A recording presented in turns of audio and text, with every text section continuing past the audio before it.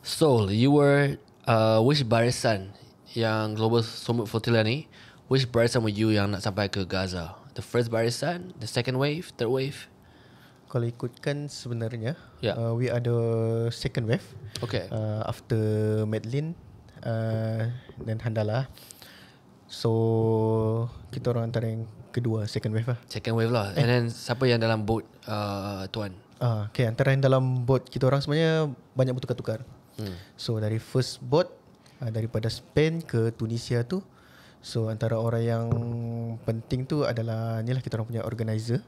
Dan ada seorang influencer ni, comedian daripada Ireland, which is kita orang panggil dia Thai. Alright. So after that, di Tunisia, diorang masukkan pula Yasmin dan Greta. Oh, Greta was on your boat? Yes, I'm Alma. Oh, wow. Kita orang satu boat dengan Greta dan Hey, Yasmin. that's a story. Yes, So you spend berapa hari dengan Greta on the boat? almost 1 month dengan Greta. Bila lepas daripada Tunisia pula, ada satu masa tu kapal family, iaitu kapal Tiago, rosak. Okay. So ada beberapa orang yang kena dipindahkan untuk keluar daripada kapal tu. Okay. Dan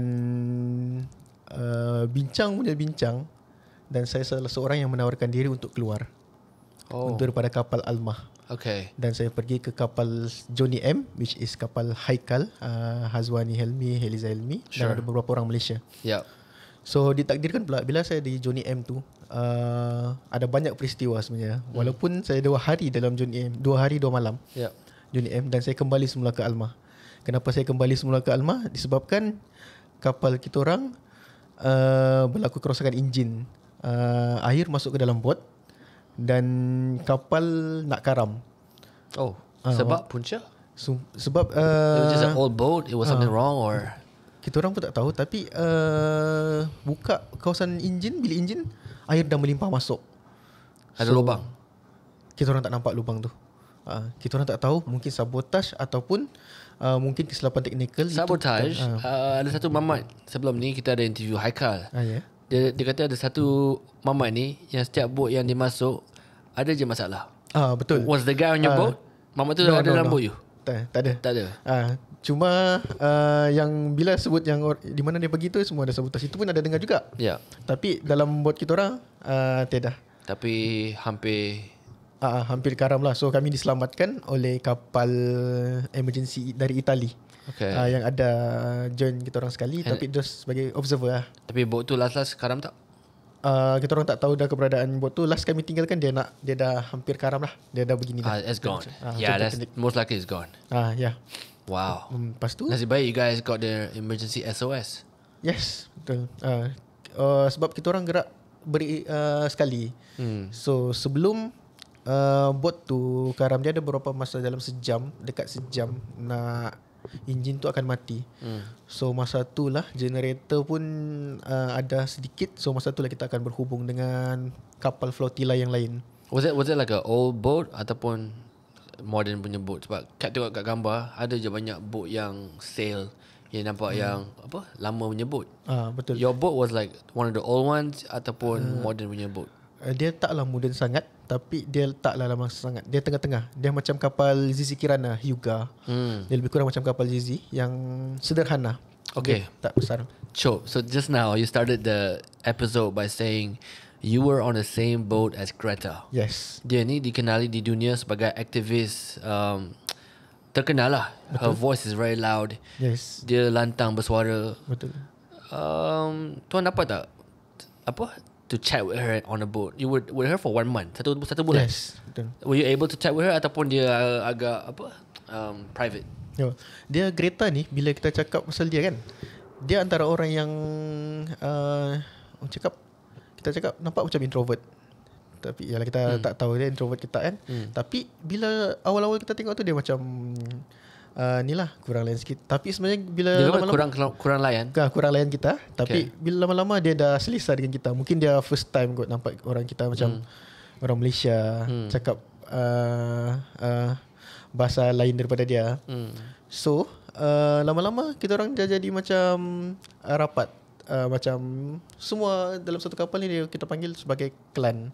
Walaupun awal selalunya kita cakap family, tapi clan. Kita ambil daripada ni Ireland punya apa, orang Ireland kan, Viking, ni clan.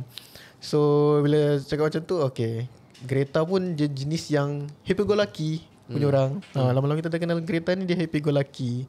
Dan satu benda yang kita orang suka pasal Greta ni, dia punya gelak tawa dia. So sampaikan sebelum malam kita orang intercept tu, ada seorang Mak Saleh ni cakap, oh Greta, I will miss your laugh because your laugh really unique. So Greta gelak, sambung gelak sampailah kita orang pun gelak sekali. Sedangkan tengah nervous malam tu nak kena intercept. Intercept oleh kapal ni lah, kapal Israel. What was the kind of conversation you had with Greta? So were you able to chat with her ataupun tak dapat? Kita orang tak banyak sangat cakap dengan Greta sebenarnya.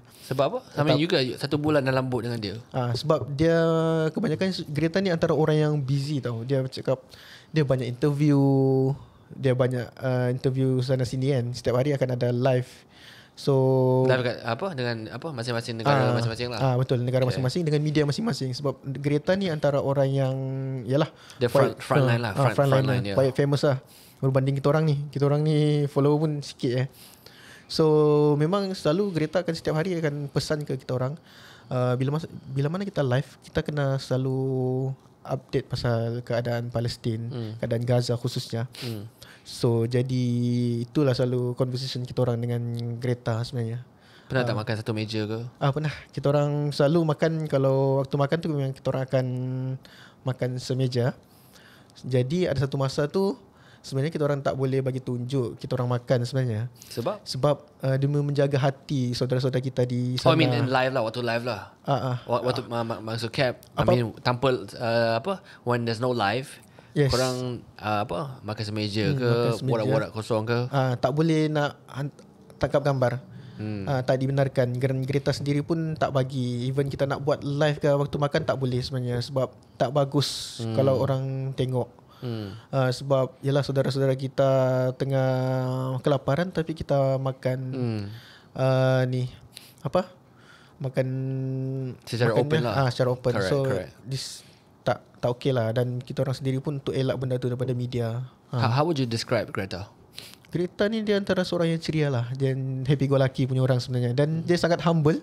Dan dia banyak tolong tau. Dia banyak tolong. Even kecil-kecil macam angkat sampah, basuh tandas. Semua tu kita orang buat, ada penggiliran untuk kita orang semua. You guys take turns as a team lah. Dalam boat tu ada total berapa ramai orang? Okay, last sekali the one yang you dengan Greta 24 people 24 sebelum family masuk, kapal family masuk. So you guys take turns? What was the routine like? If you don't mind sharing routine seharian dalam 30 hari tu, apa routine korang seharian? Okay, seharian saya bagi inilah, ringkaskan. Okay, bangun pagi selalunya akan ada meeting pukul 10 pagi. So bila pukul 10 pagi, lepas meeting akan ada pula latihan latihan drill. Maksudnya keadaan dia, situasi sebenar waktu kita kena intercept. Jadi sebenarnya kita kena buat selalu sebab untuk prepare kita punya muscle memory. So jadi kita tak panik, tak kelam kabut. Oh wow. So you guys are already preparing. Yes. How to react when you get intercepted. Yes. And I know that part of the SOP, number 1 is to throw your phones away. Yes. So walk me through the rest of the SOP. What happened? So kenapa kita kena buang phone? Salah satunya sebab phone kita sebenarnya banyak maklumat yang sangat PNC. Bila kita berhubung dengan family, bila kita berhubung dengan kawan-kawan, sebenarnya tu kita tak boleh bagi diorang untuk ambil. Tentera IOF ni ambil. Sebab diorang boleh hack dan kacau kita punya keluarga dan ancam kita punya keluarga, which is benda tu sangat bahaya sebenarnya. So better kita buang phone daripada kita bagi diorang. Sebab semua barang teknologi diorang akan rampas. Okay, sure. Even microphone, earbuds, semua diorang, power bank pun diorang ambil. Wow. Berkaitan Takut dengan teknologi. ada mungkin macam power bank yang ada apa macam a fake power bank yang ada data ke, ada kamera ke, dia orang nak check kan benda tu. So dia macam SSD kan, macam SSD card, external SSD. So ada banyak SOP sebenarnya yang kita orang kena selalu follow macam setiap hari.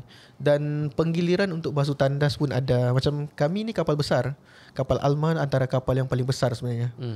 Jadi kerja tu banyak. Kamilah supply makanan kepada kapal-kapal lain, kamilah supply air kepada kapal-kapal lain. Okay. Dan kami juga lah supply diesel kepada kapal lain. You were like the supply ship. Yes. Yang semua bahan-bahan to survive was on your boat. Yes. Kami adalah motherboard lah, kapal induk. Oh, you were on the motherboat. Yes. Okay, jelas. Okay. So after the morning briefing, practice the SOP. Yes. What to do, waktu intercept. Apa lagi yang korang punya routine seharian? Drill fire. So macam saya sendiri, saya terlibat sebagai emergency team untuk kebakaran. Okay. So bila jadi kebakaran, saya dengan Musa antara yang jadi tim ni lah, tim backup untuk padam kebakaran. Team first adalah kru kapal, 4 orang, which is include captain. Yep. Jadi kami ni antara backup in case api tu terlalu banyak. So alhamdulillah semua terkawal sebab kita orang makin alert selepas serangan drone di Tunisia, sebab kapal kami antara salah satu kapal yang kena serang drone waktu di Tunisia. Okay, you were yang kena api tu. Ya, betul. Okay, yang I rasa ada video yang ada, betul. Yang apa orang share kan yang kena api tu, that was your boat. Yes, our boat. So what happened at night? Malam tu sebenarnya kami tak ada dalam boat. Macam delegasi Malaysia semua berada di land. Okay. Kita ada perjumpaan dengan konsulat Indonesia. Malam tu balik baru dapat berita, cakap kapal kita kena serang oleh drone. Dan alhamdulillah tim yang ada di kru kapal yang ada di Alma cepat padam kebakaran dan diorang bertindak pantas lah. Wow. Laju macam tu. Dan antara SOP lagi yang lain, kita orang ada macam selalu memang setiap hari memang kena selalu night watch. Take turns watching the drone surveillance surveillance semua kawasan kapal. So selalunya akan 2 orang di bahagian atas, 1 orang di bahagian bawah. Okay. So kita orang pilih, macam saya sendiri akan ambil masa 4 jam lah untuk night watch. Okay. Pernah tak nampak drone waktu your night watch? Pernah. Banyak kali? Is it like every hour? Is it every few hours? Sebenarnya banyak kali kita nampak drone, tapi alhamdulillah tidak ada apa-apa yang berlaku. Dan bila kita cek, ada beberapa drone juga yang drone surveillance, iaitu drone daripada Turki yang memantau keadaan kita. How can you tell? I mean, how do you know whether the drone was from Turkey ataupun drone from IOF? Macam mana kita boleh bezakan? Selalu dia ada flight radar tau dalam apps tu. Flight radar. Oh, you can see the drone on the radar? Yes, kita boleh tengok. So kita tengok yang flight radar tu, tapi yang free lah, free version. Tapi kalau yang nak lagi detail, dia kena full version yang mahal tu. Okay. Kita bayar. So you're telling me if I fly a Mavic drone now, you can actually see on radar the Mavic drone that I'm flying?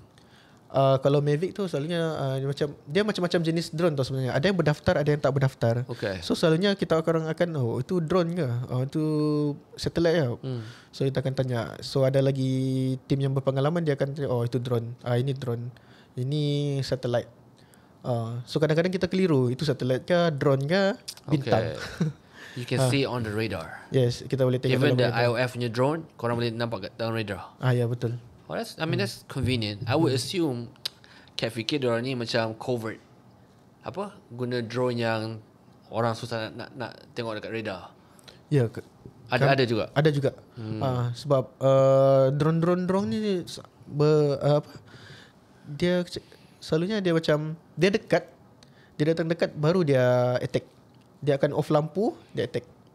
Dia attack guna apa? Dia macam ada sekali tu waktu kami nak sampai di perairan Greece, waktu dari Itali, kami diserang drone beramai-ramai.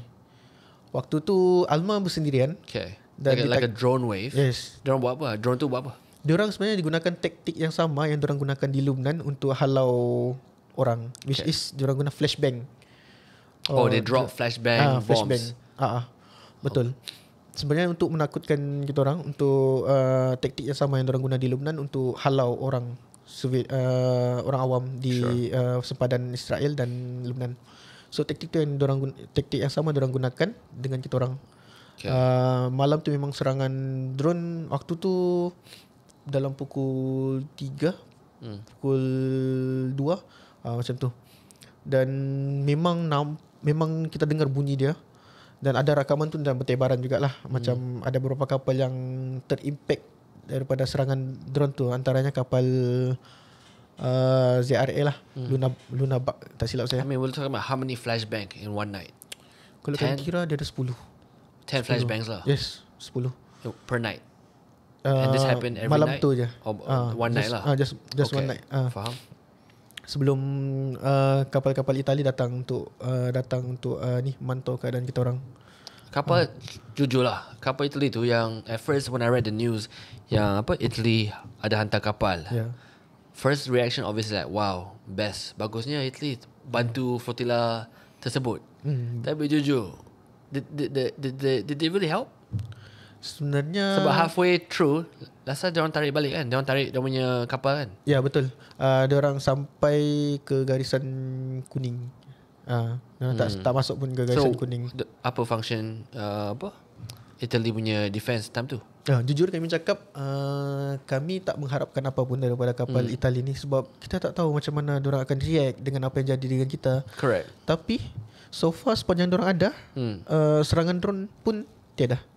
Okay, so they might have played like a diplomatic punya role lah. Yeah. Kalau Italy punya kapal ada, mereka tak berani dia tak berani attack drone ke apa. Betul. Maybe, I don't know. Maybe. Itulah mungkin macam tu lah. Tapi kita tak boleh mengharapkan macam kita orang semua dalam kapal sepakat kita tak boleh mengharapkan sangat dengan kapal Itali. Even Inggeris pun hantar kapal perang pemantau. Tapi kita tak boleh nak harapkan diorang sebab bila diorang serang, yalah biasalah Israel ni dia peduli apa kan dengan negara lain. Even Qatar pun dia serang macam tu ya. Yeah, I mean, we all know like dalam sejarah selama Israel ni wujud, diorang tak pernah kisah pun pasal undang-undang antarabangsa ke askar ke boat orang lain ke, diorang tak pernah kisah. Sebab tu for us, I mean, when I heard about the flotilla, the previous guest even said there's a 99% chance you might not come back. Betul? Ya, betul. Only 1% chance yang korang masuk dan balik. Betul. Those are some crazy odds. Yes. To hear that 99% you will not come back, you must have been macam mana tuan prepare yourself mentally for this odds. Dia sampai satu tahap tu kita redo. Kita redo ya. Apa nak jadi dengan kita redo. Sampai cakap kita pun gurau-gurau, tak apalah. Kita apa pun nanti nak berpisah tu, tak apa. Kita jumpa di syurga lah. Kalau tak di syurga, di Gaza. Kalau tak di Gaza, di prison. 3 tu ya. So ditakdirkan kita jumpa di prison. Sebab bila mana kita nak start misi ni, memang kita ada predict memang susah nak lepas sebenarnya. Even kita ditahan pun di perairan antarabangsa, which is benda tu salah. Jadi kita dah cakap tak apalah, kita redo. Keajaiban kalau kita dapat masuk ke Gaza sebenarnya. Sangat ajaib lah. Correct. So the fact that you guys know this, that means korang dah prepare dah yang korang ni akan kena tahan. Yes. Betul tak? Kita orang dah prepare sebab the worst case scenario. Yeah. Sebab kita memang kena prepare sampailah hujung. Kita persoalan tu muncul bila cakap okay, macam mana kalau diorang buat macam ni? Macam mana kalau diorang buat macam ni? Sampai satu masa tu kita fikir, macam mana diorang bagi kita masuk Gaza, kita turun bagi bantuan, kita dah turun daripada kapal, diorang letupkan kita punya kapal. Macam mana kita nak balik? Sampai macam tu sekali kita fikir. Every single scenario korang play out. Betul. Even waktu training memang sudah dibagi tahu keadaan semasa intercept, situasi dia macam mana. Jadi persoalan demi persoalan yang steering committee jawab, dia boleh mengambil masa sampai 2 jam. Persoalan daripada para peserta ni. Sebab semua nak cakap okay, nak selamat. Macam kita orang Islam sendiri, kita dah cakap dah sampai tahap redo. Bila tu cakap dah apalah, syahid pun syahid lah. Macam tu. You were prepared, yeah? your family, your wife and kids, they knew that you this is most likely the outcome? Okay, sejujurnya saya belum ada anak lagi. Okay. Ada So dah kahwin? Wife, ya, dah kahwin. Okay. Dan ada wife. Dan tapi semasa nak pergi misi tu, saya cakap dengan dia, ini one way ticket. Kita cakap one way ticket. Bini dah menangis lah. Cakap, You told your wife it's a one-way ticket. yes, I told her. Tapi dia cakap kena janji, kena balik. Dia cakap dia janji akan balik. Dan pada masa yang sama dalam hati kita tu, aku walau macam mana pun aku kena janji, aku kena balik. Dan pada masa yang sama kita tak tahu takdir kita macam mana. Yeah. Kita dah, bila dah berlayar tu, kalau diikutkan kita ambil masa sehingga 18 September sahaja. Tapi ditakdirkan lebih daripada sebulan. So betul-betul unexpected juga. Correct. So dia macam-macam sebenarnya, isu teknikal, kapal rosak tu semua tu di luar kawalan kita. Serangan drone pun diorang cakap serangan drone ni adalah first diorang terima. Intimidation. Yes. Sebab sebelum ni Madeline tak ada serangan drone. Madeline, Handala tak ada serangan drone pun. Kali ni je yang banyak drone datang serang sampai macam tu sekali. Kapal-kapal ada yang rosak impact daripada drone tu. Correct. So let's talk about the interception. Yes. Waktu Israel intercept your boat, apa yang berlaku dan adakah apa yang korang belajar waktu the practice SOP semua tu? Adakah benda tu sebiji apa yang berlaku? Was it properly executed? Sebenarnya apa yang kita expect lebih waktu intercept, tapi dia tak capai expectation kita. Oh, you guys thought it will be more hardcore. Yes. Tapi apa yang berlaku tak se-hardcore apa yang korang tak se-hardcore yang kita orang bayangkan. Okay, dia macam ni. Sebenarnya korang bayangkan macam mana? Dia sampai pijak lah, apalah, macam kita orang tekap kepala lah. Sampai waktu dalam training kita orang semua macam ada yang kena pijak, ada yang ditarik badan, ada yang ditarik macam ni. Kita prepare for the worst lah. Correct. Paling teruk. So bila berlaku interception tu, okay, saya cerita kronologi dia. Sure. Sebenarnya satu malam sebelum interception, kami kapal Alman ni dah di attack lah. Macamnya kapal Israel tu dah datang sebenarnya. Dia pusing ke kapal kami dan dia buat wave. Waktu tu dalam keadaan panik, Yasmin cakap diorang dah datang, diorang dah dekat dah macam ni. Sangat dekat. Bila dekat tu kita gerak ke sini, ke bertentangan dengan kapal tu dan buang phone. Yasmin cakap buang semua phone, detach your phone. So kami dah bagi dah, Yasmin dah tengah buat SOS video. Sure. Tapi ditakdirkan malam tu tak jadi intercept. Any reason why? Sebab diorang hanya memantau. Okay. Diorang tengah recce lah. Ya. Tapi kami dah buang phone, ramai dah buang phone. Dan bila dah buang phone tu, alamak, macam mana ni? Phone dah buang ni. Tak intercept ni. Dia sampai wujud, kenapa tak intercept? Dia wujud macam tu, cakap cepatlah intercept. Okay, so dia jadi macam phone dah buang, kita orang tak dapat nak sampaikan maklumat dah. So alhamdulillah bila Tiago masih lagi simpan phone dia tak sempat pun buang phone. Yep. Dan phone tu lah yang kami pinjam untuk kita orang berhubung dengan keluarga masing-masing untuk update keadaan dan bagi tahu kepada land crew yang kami masih selamat dan kami masih okey. Okay. So next malam tu pula kita orang setiap hari tu memang dah mood standby lah. Bilang kalau bukan malam ni intercept, esok kita sampai Gaza. Ni dah dalam kawasan merah dah. Kawasan merah dah. Yep. Dah masuk dah. So bila malam tu hari tu dia sebenarnya hari yang berjaga-jaga. Kita mandi, kalau timnya ni mandi semua bersiap. Dan ada yang cakap nak ambil baju wangi-wangi. Sebenarnya aku cakap aku nak masuk penjara dalam keadaan yang wangi. Jadi malam tu kita orang solat awal. Dan ditakdirkan pukul 8 tu dah start dah red alert. Kapal waktu tu Yasmin bagi tahu ada 15 kapal yang menunggu di depan. Lebih kurang 15 kapal. Yang menunggu di depan kapal Israel. So jadi bila berlaku intercept tu, kita orang naik seperti yang ikut SOP lah. Dan kita dah follow SOP. Masa memori kita dah okay semua. So kita duduk dengan tenang, tak gelabah. Waktu tu ombak kuat lah. So kapal tu kuat, goyang dia kuat. Jadi bila kapal goyang, Israel dah sampai dah ni, IOF dah sampai. Diorang ambil masa yang lama untuk naik. Sebab ombak kuat. Ombak kuat. Jadi ambil masa yang lama. So diorang pecahkan dulu kita orang punya CCTV, baru diorang naik. So diorang naik, diorang bagi tahu, okay, kami adalah pasukan keselamatan Israel. Kami datang nak menjaga keselamatan korang dan kami akan bawa korang ke pelabuhan Ashdod lah. Jadi kami just menjaga keselamatan korang. Cakap waktu tu kami baik pula diorang ni. Rupanya ada agenda diorang. Sebenarnya diorang itu adalah propaganda diorang. Nak tunjuk baik sebenarnya. Just wayang.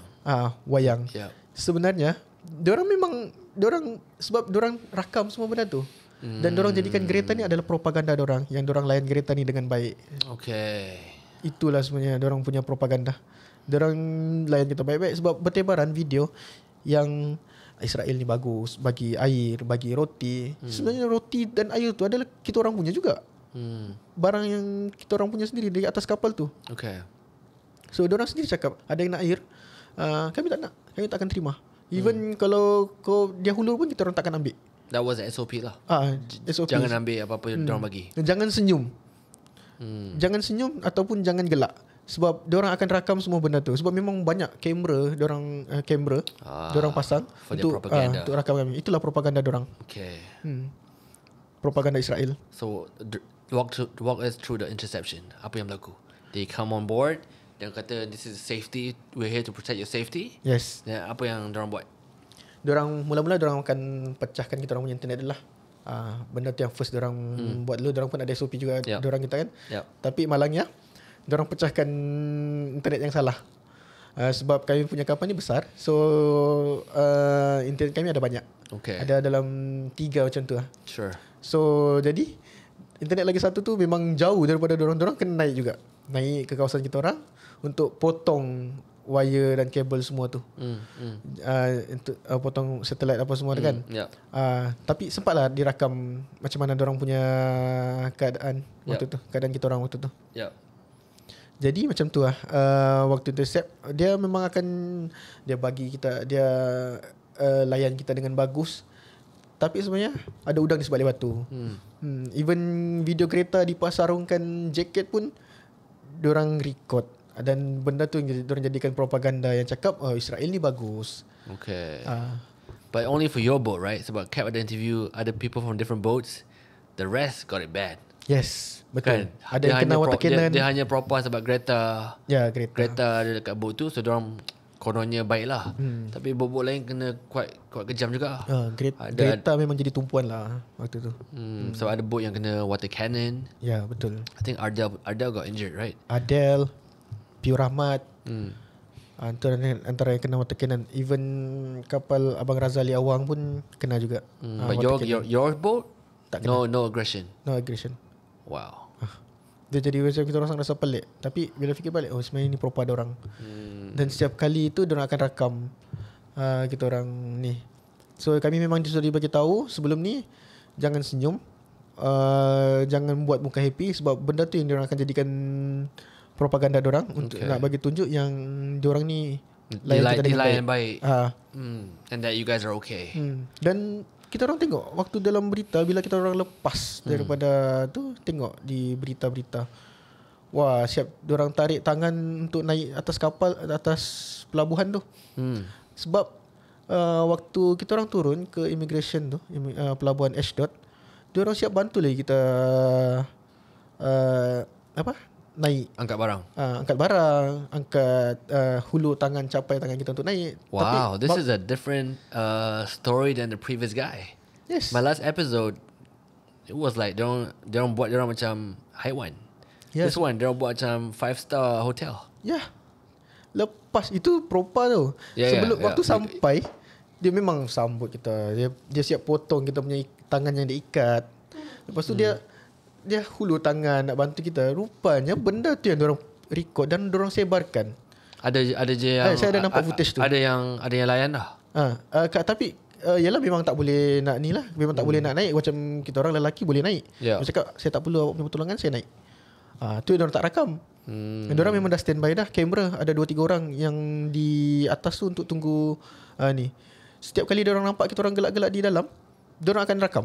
Tapi kita orang sempat sorok muka. Sebab kita kena convertkan kita orang tak boleh nak panik. Korang punya risau. boat dapat tak makanan? Makanan tu makanan kita orang sendiri sebenarnya. Tapi diorang kasih makan lah? Tak. Maksudnya memang diorang tak bagi makan. Tapi makanan tu memang kita dah ready waktu interception. Mula-mula kami ready makanan tu di atas. So kami dah sorokkan makanan kami, makanan jajan apa semua dalam kawasan-kawasan yang mudah disorok lah. So bila diorang buka tu diorang nampak air apa semua kan. Diorang suruh kami turun di bawah. Cakap silap besar lah kau suruh kami turun. Di bawah ni lagi banyak makanan kita orang. Kami sorok kan. So waktu kena tahan tu kami makan dengan senang hati lah. Diorang pun tak halang. Tapi air yang kita letak tu, diorang ambil suka hati macam tu ya. Faham. Tapi kita tak halang lah. Diorang kalau nak ambil lah. Tiada masalah. Kita orang pun ada banyak air lagi. Faham. Ambil lah. Silakan. And once you dah sampai port tu, korang masuk penjara Ya. Is it a penjara or like a waiting place? First sampai port tu dia waiting place untuk dimasukkan ke penjara ni. Cape Diop, tak silap saya nama saya. Minta maaf kalau salah. Di situlah sebenarnya nampak perangai sebenar diorang. Bila kamera dah off semua, diorang memang layan kita macam binatang lah. Dia siap, dia dah ikat dah tangan kita orang di belakang, ke belakang macam ni. So kita orang duduk macam ni, duduk dan nak bangun tu susah, sangat susah. Bayangkan kita nak bangun macam tangan ni pun kita perlukan tangan kita untuk bangun kan. Correct. Tapi ini dia dah ikat dah tangan kita. Ini dalam sel ke, dalam bangunan ke, dalam bilik besar ke? Bukan, masih di tempat menunggu sebelum masuk ke immigration untuk selesaikan urusan dokumen. Dekat port tu lah. Ya, dekat port tu. Memang kita orang dikumpul ramai-ramai. Waktu kita orang sampai tu, baru duduk dalam macam tu kan, Itamar Ben Gvir datang. That guy, the idiot. Itamar Ben Gvir ni antara orang yang berpengaruh lah. Correct. Dalam kerajaan Netanyahu ni. Antara orang yang kuat. Bila dia datang, dia tak boleh nak bercakap. Bila dia nak bercakap, kita orang akan jerit Free Palestine. Dia cakap lagi, kita orang jerit lagi sampai dia koyak. Dia cakap so masa tu ada orang sekali senyap. Bila orang senyap, ada yang jerit dari Free Palestine, dia terus angkut orang ni, bawa ke dalam ni bilik. Saya tak tahu di mana dibawa, tapi dia memang angkut orang turut. Orang tu bukan orang Malaysia lah. Bukan orang Malaysia, Spanyol. Tapi memang kalau kita tengok orang luar negara ni macam Eropah ni, diorang memang sangat berani ya. Diorang sampaikan Itamar Ben Gvir pun, dia angkat pis tu depan kita orang dalam keadaan menggeletar. Tak tahu kenapa, dia mungkin gerun ke apa, tapi dia angkat macam ni. Dia cakap, korang dah bunuh baby Jewish, korang ni penyokong pengganas, korang semua teroris. Dia cakap kita orang semua teroris. Macam tu. Lepas tu dia cakap mulalah dia cakap macam, dia mulalah kita ni begini. Dia koyak lah macam tu. Dia memang koyak lah. Dia belah macam tu. So only jumpa, nampak dia sekali lah. Nampak sekali. Lepas tu no more. Tak nampak dah. Lepas tu dia pergi dah ke kapal-kapal yang lain. Mulalah dia buat propa di situ. Dia cakap kapal-kapal ni tiada bantuan pun. Tengok apa diorang buat. Sedangkan diorang dah sorokkan dah kapal barang bantuan tu. Semua. So video tu ada. Saya nampak video tu yang dia pergi ke kapal Sirius. They even use a influencer. I mean, siapa-siapa yang follow this particular propaganda, they actually paid a US influencer to masuk kapal, rakam yang tak ada barang pun. Betul. Sebab they actually paid. There was a budget by this government. They had a huge budget where they pay famous influencer, the US and the Israel, to just create content on the boat seolah-olahnya sebenarnya tak ada bantuan pun. Betul. That's crazy. Betul, memang orang buat macam tu. That's how far they're willing to lie just to try to discredit this flotilla. Betul. Sebab kami dengar cerita daripada yang kapal Sirius, antara kapal yang besar juga. Diorang cakap memang diorang dah susun dah barang-barang bantuan tu ke tempat lain supaya nampak kosong. Even kami, diorang tak boleh nak susun sebab barang bantuan di kapal kami ni antara yang barang paling banyak sekali. Because you were the supply boat. Yes. Dan kami pun sendiri dapat bantuan daripada macam barang bantuan tambahan daripada kapal perang Turki. Diorang supply ke kami. Oh, okay. Yeah. There you go, Turkey. Turkey has been monumental. Yes. Dalam this whole flotilla, without a doubt, Turkey played a huge role in many aspects. Betul. Sebab tu kita kena sangat-sangat hargai hubungan kita dengan Turkey. Ya, betul. PMX dengan Erdogan. Ya, betul. Disebabkan Turkey banyak orang kita selamat dan alhamdulillah dalam keadaan okey. Betul. Sebab betul-betul hubungan baik antara PMX dengan Erdogan tu antara satu yang bagus lah sebenarnya. Sebab Erdogan yang push untuk kita orang semua ni antara yang terawal keluar. Yeah, you guys are I think Malaysians antara the first. Tak silap Cap. Second. Sebab yang paling awal keluar sebenarnya Itali. Ada 4 orang ahli parlimen Itali. Okay. Sebab diorang sangat bersuara. Ya, betul. Yes, correct. Yes. Sebab satu masa tu waktu dikumpul kita orang ramai-ramai tu, immigration Israel ni sampai cakap, siapa sini yang warga negara Itali, yang ada pasport Itali? Bangun, cepat diorang nak uruskan cepat. Saya pelik, apa hal semua orang Itali dipanggil lah. Aku cakap kita faham lah, sebab Itali ni antara yang tengah jadi rusuhan di negara diorang sebab nak push untuk iktiraf Palestin. So jadi memang gelabah Israel waktu tu. So Malaysia was second lah. Ya, Malaysia antara yang kedua lah, wave kedua. Kita orang dinaikkan dengan kapal Turkish Airlines yang sambut kita di, alamat saya tak ingat airport tu. Ya, tapi airport tu memang kosong. Ya. Itali, dalam tu orang Itali, Turki dan Malaysia. Memory paling seram selama this flotilla for you? What was the most scariest moment? Dia memori paling seram ni sepanjang flotilla ni antaranya adalah serangan drone lah, yang memang real, betul-betul dekat dengan kami. Bunyi dia tu buat terkejut. The flashbangs. Yes. You assume like the next one might be a bomb. Yes, kita pun expect, dan kita orang pun macam saya sendiri sebagai emergency team dah standby dah. Semua keperluan-keperluan untuk memadam kebakaran in case kita punya kapal diserang sekali lagi. Sebab kita ada pengalaman kapal kita diserang, so tak mustahil dia akan serang lagi. Dan second, saya taklah cakap benda tu seram sangat sebab saya tak tahu waktu tu dia tengah acu shotgun ke muka saya di balik sel. Di balik jendela sel. Sebab malam tu adalah malam yang kecoh lah. Kita memang setiap malam memang tak bagi diorang tenang, Israel ni. Kita memang akan jerit free Palestine. Kita cakap fuck off the chosen one. Dia cakap no, you not the chosen one. Kita the chosen one is macam-macam lah carutan-carutan tu. Jadi malam tu sampaikan ada satu masa tu senyap, baru pasukan keselamatan Israel tu datang dengan lengkap bersenjata, berperisai, datang ni dengan anjing K9-nya. Waktu tu tengah senyap dan saya tengah bangun sekejap untuk tengok keadaan. Tiba-tiba dia suluh saya punya muka. Dia apa? Dia suluh lampu. Cakap lepas tu dia pusing ke Tiago waktu tu. Dia pusing ke sel Tiago pula. Rupanya saya tengok, lah itu bukan lampu suluh biasa, itu sebenarnya shotgun. Dia cakap, lah a light on the shotgun. Yes. Wow. Terkejut waktu tu. Saya cakap, wih, rupanya tadi dia acu dah. Tapi kalau dia tembak pun dia memang bodoh lah kalau dia tembak. Kalau dia ada melayang nyawa, dia memang mencetuskan kemarahan dunia lagi lah. Sebab Tiago last sebelum kami tidur, dia cakap, kita dah buat yang terbaik malam ni. Jadi memang diorang takkan duduk senang. Teruskan bersolidariti, teruskan apa yang kita buat. Diorang memang nak tahan kita lama di sini, tapi diorang tak boleh tahan sebab dunia tengah marah dengan diorang sekarang. Itali tengah burn. Itali tengah chaos sekarang. Guys, Italy was chaos. Yes. Waktu that week, I saw the news from Italy. Cap pun agak terharu lah. Ya, betul. Italy punya guys, I don't think Italy get enough credit on social media from Malaysians. Tapi ni luar biasa. I mean, that's not even a Muslim country. Italy is a majority Christian country, yes, right? Betul. The fact that diorang punya rusuhan considered luar biasa, blackout, that shows how massive of a role Italy was. And the fact that even waktu immigration, diorang nak cepatkan warga Italy, that means diorang goyang. That means Israel ni sudah goyang sebab negara yang bukan Islam dah buat rusuhan yang luar biasa. Betul. Dan kami sendiri pun tak tahu benda tu. Waktu kami kena intercept ni, kena tahan di dalam sel, kami sebenarnya terfikir apa jadi dengan dunia sekarang Dan Tiago tiba-tiba bersuara. Tak tahu dia mana dia dapat maklumat. Dia cakap, jangan risau, dunia tengah chaos sekarang.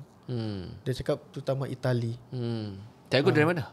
Dia orang Italy. Brazil. Dia orang Brazil. Dia ni orang Brazil. But he's a hero. This guy was he was like the captain. Was he captain of a ship or he was just one of the higher admin? Dia sebenarnya antara orang yang frontline lah. Sebab Tiago ni dia sebenarnya banyak comfortkan orang tau. Dia cakap kalau korang panik jangan risau, jangan tenang. Dia tenang. Dia tak even intercept pun dia banyak tenangkan orang. Jangan risau. Masya-Allah. Semua akan guys. okay. Betul. The fact that a non-Muslim nation boleh buat rusuhan yang luar biasa. The fact that Tiago also another non-Muslim bring comfort for the volunteers. It just goes to show. Okay. I think a bit more pressure. I think satu dunia boleh gegar mereka sampai tumbang lah, insyaAllah. Tiago ni, okay, saya cerita lagi pasal Tiago sikit ya. Satu malam tu memang kami disumbat, dikumpulkan 2 kali ganda daripada orang maksimum dalam sel tu. Dan ditakdirkan saya disatukan dengan Tiago semula dalam sel. So dalam tu lebih kurang dalam 16 orang, lebih daripada 16 orang, 20 orang macam tu. Dan Tiago nampak waktu dia nampak saya masuk tu, dia nampak saya sebab ialah sekapal kan. Dia peluk, jumpa lagi kita. So dia siap bagi tilam ke kami untuk tidur. Saya dengan harap dia bagi tilam untuk tidur. So kami gabungkanlah tilam tu. Tiago ambil selimut, dia baring di atas lantai. Dia cakap, ya Allah Tiago, baik sangat kau ni Tiago. Dia cakap, kenapa lah ada orang macam ni Baik sangat dia ni. Dia memang nak bagi kita comfort supaya kita tenang dan tak panik. Jadi 2 jam je kita orang dalam sel Tiago. Lepas tu kita orang dikeluarkan semula, pergi ke satu pejabat untuk update keadaan kami dan dipindahkan ke sel yang lain. That's a hero right there. Yes, Tiago betul. is a real wira. Yes, betul. The fact that dia betul-betul jaga. Dia betul-betul jaga kita orang. Dia cara cakap dia sangat lembut dan orang suka cara dia bercakap sebenarnya. Do you still have a contact with Tiago until today ataupun sebab phone dah buang nombor kontak? Phone dah buang.